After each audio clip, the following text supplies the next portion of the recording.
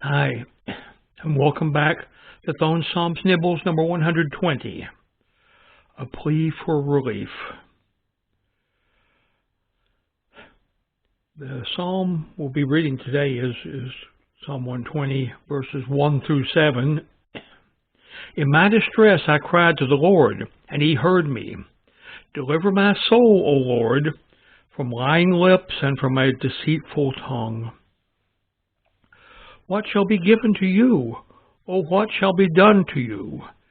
You false tongue, sharp arrows of the warrior, with coals of the broom tree. Woe is me, that I dwell in Meshish, that I dwell among the tents of Kedar. My soul has dwelt too long with one who hates peace. I am for peace, but when I speak, they are for war. Okay. This is a burden which probably is, in this case, easier for modern believers to understand than more ancient ones. And why is this in the Bible? It's asking God to relieve us from those who speak against us. And the communication, this is similar to many of our lives today. The application. From the tenses used here in English being ambiguous in the Hebrew, we suppose that God had already addressed similar problems for this psalmist in the past. And now all must be asked again. It appears unlikely that the psalmist is actually addressing his enemies, in that they appear to live far away. Instead, he is quoting God and his answer to his prayer.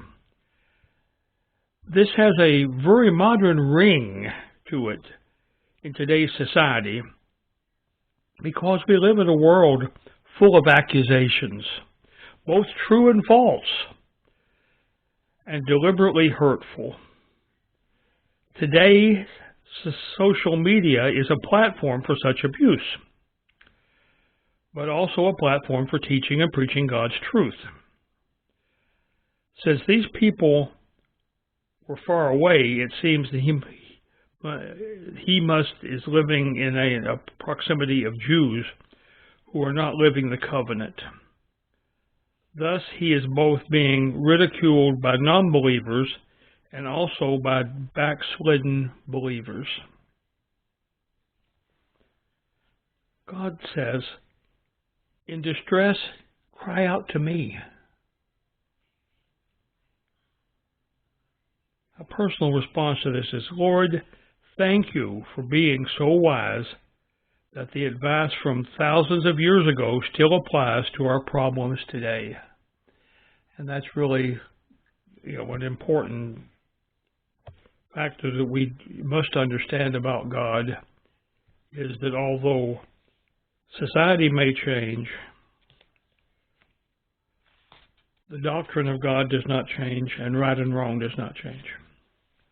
So we'll talk to you next time.